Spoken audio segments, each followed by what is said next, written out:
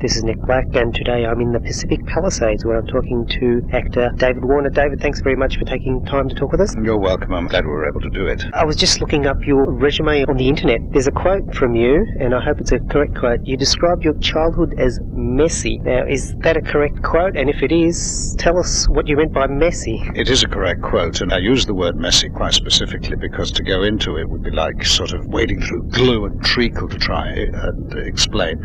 It was messy. It was, without going into details, or a lot of domestic problems, but I don't want to go into very really. So it was academically I was no good, and athletically I was no good. My family was dysfunctional. I'm an only child, etc., etc. It's the subject of revelations now that when people write their biographies, they've had a difficult childhood. So let's say difficult.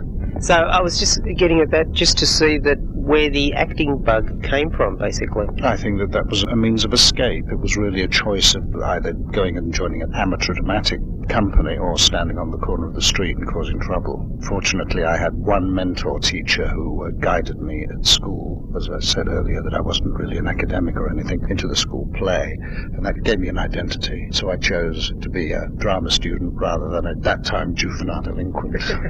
So did you have your mind set on a career as an actor? I never thought that I would necessarily have a career as an actor. As I say, I just started as an escape from what was going on in my background. The career happened, just sort of took over like a, sort of a snowball effect after I managed to get into the Royal Academy of Dramatic Art, which I was told before I got in that I wouldn't by another teacher, not my mentor, but I just didn't stand a chance because of various reasons. But I did get into the Royal Academy, and that just started me off as earning a living in the business. How did RADA get you started? You learn your craft. I really like to think that I learned what not to do at the Royal Academy of Dramatic Art. What happens is you do showcases and hope that people come and see you, and usually an agent or something that'll help you. We all have to have an agent. In the end, I managed to get an agent, and then things happen from there. Now, was this the time that you went to the Royal Shakespeare Company as well? No. When I left the Royal Academy, I really had small parts and extra work and stuff like that. Then Tony Richardson was doing a play at the Royal Court Theatre, Midsummer Night's Dream, and I got a very small part in that. As a result of that, he asked me to read for Tom Jones, which he was doing, and I got the part in Tom Jones. So Tom Jones was I was 20 years old, and that was my very first speaking part in film, but I'd done a little bit of extra work before then. Not a bad film to start off your career there, David. When I was proudly told some of the other actors around that I'd got the part in Tom Jones, they said, "Oh yes, I turned that down yesterday." So after Tom Jones, where did you go from there? Then I did a very small part, 7 lines it was, in a play for the Royal Shakespeare Company. I had 7 lines in a small experimental theatre, and somebody at the Royal Shakespeare Company saw me play the 7 lines and invited me to audition for a season at Stratford, and I auditioned and got the role of Henry VI, Wars of the Roses, Henry VI ending up with Richard III, playing King Henry VI. The catch was I had to sign a 3-year contract with Stratford, which of course for a young actor of 22 to sign a 3-year contract at Stratford, because the school I was at, where I was doing amateur dramatics, or the school where I was a kid, where I was not an academic, was only 20-25 miles away from Stratford, and we used to go over and see the plays. It never occurred to me I'd ever be on that stage playing a leading role. That's what happened. So I joined the Royal Shakespeare Company for 3 years. During that time, I did played Henry VI, and ended my last season with playing Hamlet. Even Laurence Olivier had. Did you ever get an attack of stage fright? Not really during that time, no. I mean, you were fairly young and inexperienced, would that be right? No, I think that then you kind of fearless at that age. I think, like you see, Olivier having all his triumphs and everything, then he got his stage fright. Right. So when you're young, you just go on there and, you don't care. When and how did Morgan come about? Morgan came about as a result of, while I was at the Royal Shakespeare Company, we also did modern plays too down in London. We used to commute from Stratford to London, and I did a play called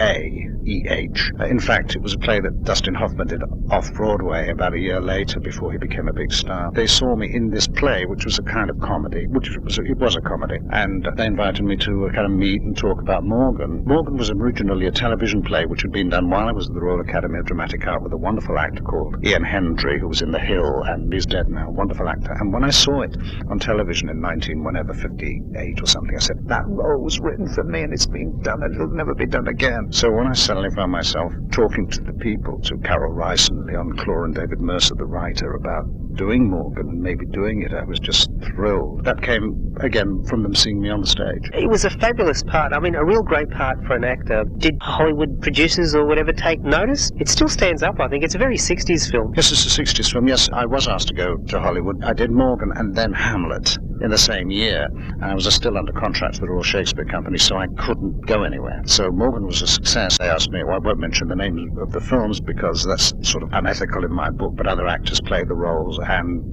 became big stars, which is fine. But so I couldn't go to Hollywood that time. But a lot of people say, well, what happened after Morgan? What did you do? Why didn't you follow it up? Well, I was doing Hamlet. Was it a great experience doing Morgan with Carol? Carol Rice and Vanessa Redgrave, and yeah, absolutely. Irene Handel is your mother? Yes, Irene Handel. Was she big in Australia? Yeah, she's very well known, just her character. Yeah, no, she was there as mum. Yeah, absolutely. Yes, no, it was great. I mean, it was just wonderful to be at that time making for England anyway, major film. Of course, that time you didn't care about it making millions and millions at the box office. The fact was that if you could make your money back and it was made and it was there, that was it. But of course, times have changed, as we know. Did you get any awards or anything like that? No. Why? I don't know. Yeah. Fortunately, it doesn't worry me. Of course, it's lovely to get those things because then your salary can go up. Yeah. But no, I was really fortunate to get the role, so I didn't think, oh my God, I'm going to... No. It didn't go to your head? No, but Vanessa got nominated for an Oscar, I believe, but I didn't. Very busy there in the late 60s, and I saw a film called Work is a Four-Letter Word, directed by Sir Peter Hall. That's another very 60s film. You're playing another sort of crazy guy growing these, what were they, mushrooms or something? Yes, but let me just say that the film Work is a Four-Letter Word, in fact, was the film version of that play A I told you about that Dustin Hoffman did. That was sort of the film version of that. And did Peter Hall direct the play? Yes, he did. Yes, he directed the Hamlet that I did on stage, and I did a couple of other films with Peter. One was called Perfect Friday. I don't know if you ever saw that, which was quite fun. Well, it's funny you should mention Perfect Friday because they used to, about 10 years ago or 15 years ago, used to get regularly screened on Australian TV. Yeah. I've never seen it for some reason. It's something I just either missed it when it was a brief showing in England. Yeah. But I loved doing that film because it was comedy. It was a rare comedy. Actually, earlier in my career, I did more comedy than I do now, and I really see myself as a comic actor and not as this heavy actor that I'd suddenly turned out. You've turned out to be the baddie usually. Yes. What do you think? I did a couple of baddies in some high-profile baddies on TV and things like that, and somehow that kind of sticks. Yeah. The misfortune was that I was up for, what was I up for? 2 Mel Gibson films as the baddie, and I didn't get them.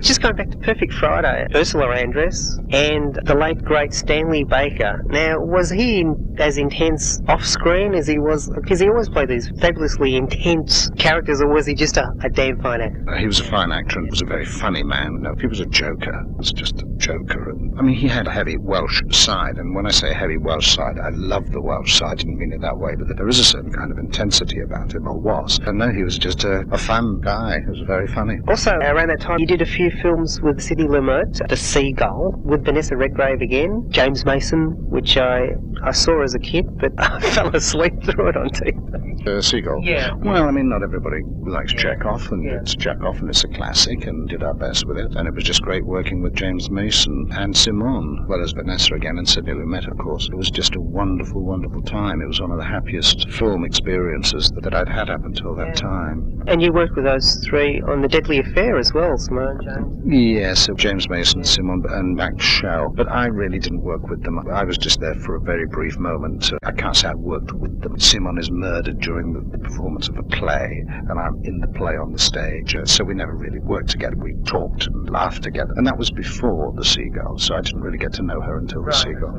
And James as well. Some more interesting films that you did was The Fixer, John Frankenheimer film with Alan Bates, Dirk Bogarde, and Carol White, one of my favourite actresses. Did you any? No, I just worked with Alan and Dirk and Ian Holm, who I did a lot of stage work with and many films with and TV. So I really only worked with those three and Frankenheimer. I really only had 2 scenes in that. It was a time when they would fly you across the world to play a scene because they packed them with kind of stars or supporting actors. It's just a week's work, but it was great sort of be working with Dirk, who I later worked with, and Ian, of course, and Alan. And around that time you worked with, he would have been relatively young, Volker Schlondorf, before he was out of Germany. That's right, before he won the Oscar for The Tin Drum. I think think it was his first English-speaking picture called Michael Colehouse. Did he speak English? He'd learnt English in order to do it, because he had to make it in English. It was it wasn't a success or anything, but a tough shoot, and it was a tough film, but I don't think many people know about it. I mean, they know the story because it's a classic German story, but I don't think the film was successful. But Where was the shot?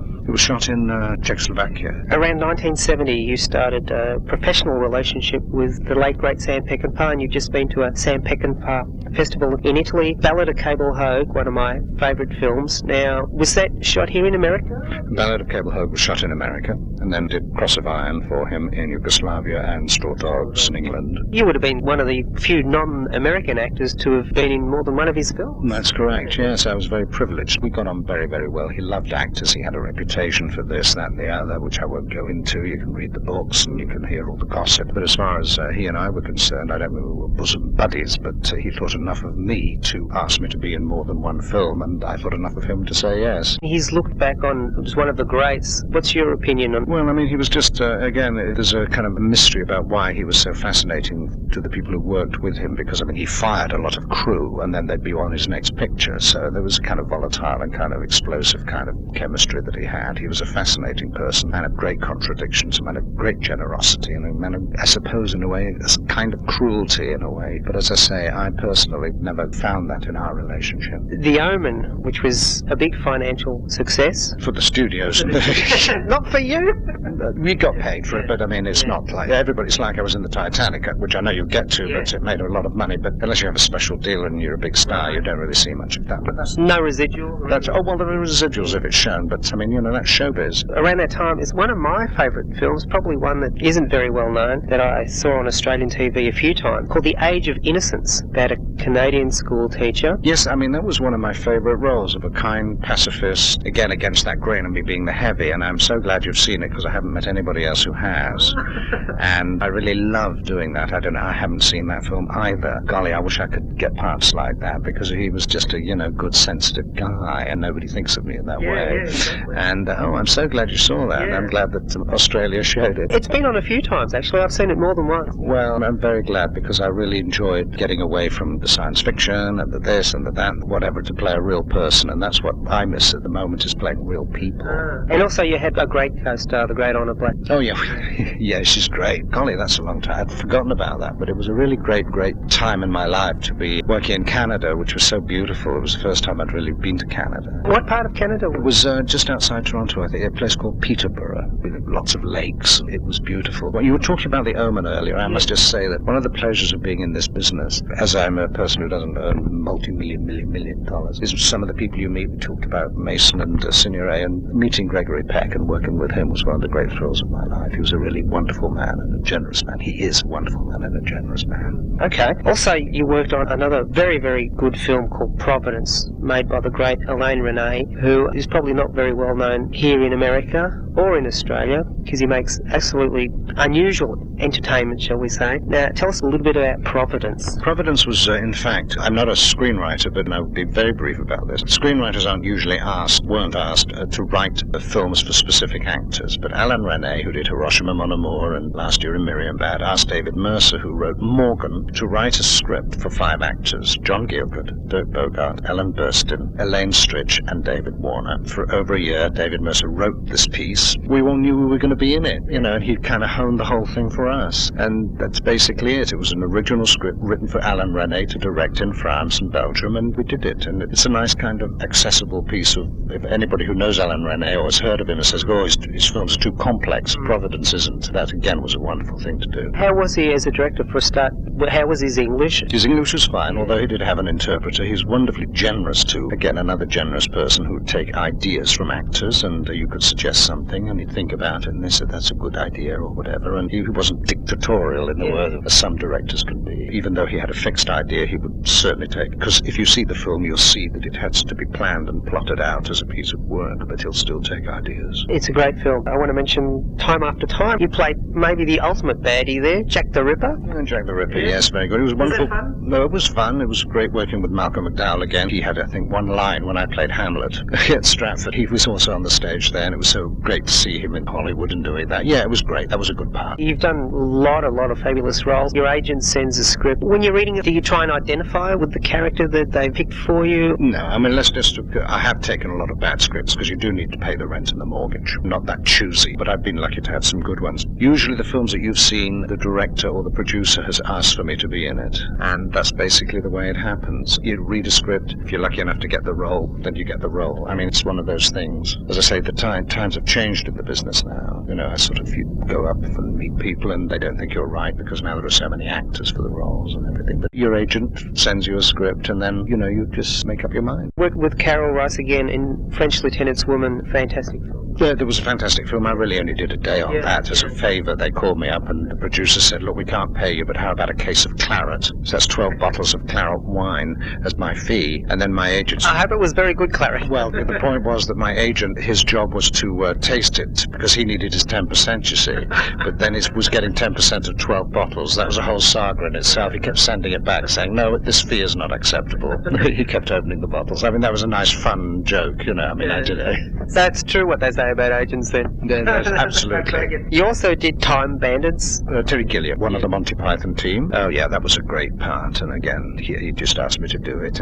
Well, was he a fan of your work? Well, I think somebody turned it down, actually. I think Jonathan Pryce turned it down. Oh, really? Yeah. How could somebody turn a character called Evil Genius down? Well, when I say turned it down, I may be wrong there, but I think he wasn't available. Put it that way. I don't mean turn it down. So I was the next in line, and I did it, and it was just an extraordinary experience. He's just got a vision that is, I hate to use that word, but he does. I mean, Terry Gilliam, of all the people, has a vision or a dream that he puts on celluloid, and he did it with that in all his films. One of the funniest films that I've seen is The Man with Two Brains, Steve Martin. Dr. Necessiter was your part. Firstly, how was Steve Martin? Is he as funny on screen as he is off screen? Steve Martin is very funny on screen. No, he doesn't go around being funny. He's not one of those people who has to be on all the time. He's a very serious man. He's a serious art collector, and I think he's a very more intellectual than you think. Very clever man. No, he's not a laugh a minute. I don't mean that in any bad way. He just doesn't play that persona when he's not working, which is great. He doesn't have to be on all the time. Very clever man. Carl Reiner was the director. No, he is on all the time, and he's great fun. He and Mel Brooks obviously had a ball when they were younger doing those things. No, he's great. I like Carl. Again, it was lovely to do comedy. Well, I hope you get more of it. You got a chance to play another great role, Frankenstein's Monster. Oh my goodness. Yeah, that was for British television. I didn't actually see that, but I actually have my shot way before De Niro, of course, and way after Boris Karloff. Of doing that, I don't know what happened to that particular version, but it was nice to be able to play that. Yeah, role. well, you've got the right stature. Thank you very much. I won't even comment on that. Also, you did a couple of Star Treks. I did the old geezers. I did 5 and 6 before Pat Stewart took over, and then I was in one of Pat Stewart's, not the films, but in a couple of episodes of the TV series, working with Pat again, because, again, he was at Stratford-on-Avon way back then, and it was lovely to see him again. And I'm so thrilled for his success. We mentioned before that you had a great start to your career with Tom Jones, and we're in a film that is the most successful film of all time, which of course is Titanic, but you've done at least one other Titanic movie. That's true. Television. A miniseries called SOS Titanic, which I played a surviving character who was a really sympathetic man, totally different to the character I played. Very interesting about Tom, you mentioned Tom Jones and Titanic. Tom Jones won Best Picture Award at 19, whenever it was, 60-something, and Titanic won. So every 35 years I have a role in Best Picture. 2030 or whatever it is, you're looking forward to that role. Yes, absolutely. I'll be there with my 2 sticks and hopefully... James Cameron's seen SOS Titanic, and... James Cameron has seen practically everything I've ever done, and he just asked me to do the part. What's so interesting now is, like, after this I'm working with Tim Burton. He's doing a film called The Visitor. Very interesting, if I can just say that. These people of Burton and Cameron have seen everything I do, and they asked me to be in it. What's happening in Hollywood now is that young directors don't know who you are, and you have to audition and this and that, and they've never done anything. And you understand that's the way that the business is going. Yet the big famous directors you don't have to audition for. They just ask you to do the role, and I find that quite ironic. Isn't it? Isn't it ever? And so is this the film that you're working on, this Tim Burton movie? Well, in fact, I'm going off to Amsterdam to do something first, and then doing the Tim Burton movie later on in the year. Okay. Well, good luck with your future projects. Thank you very much for taking time to talk with us. Thank you very much, David Warner. Thanks.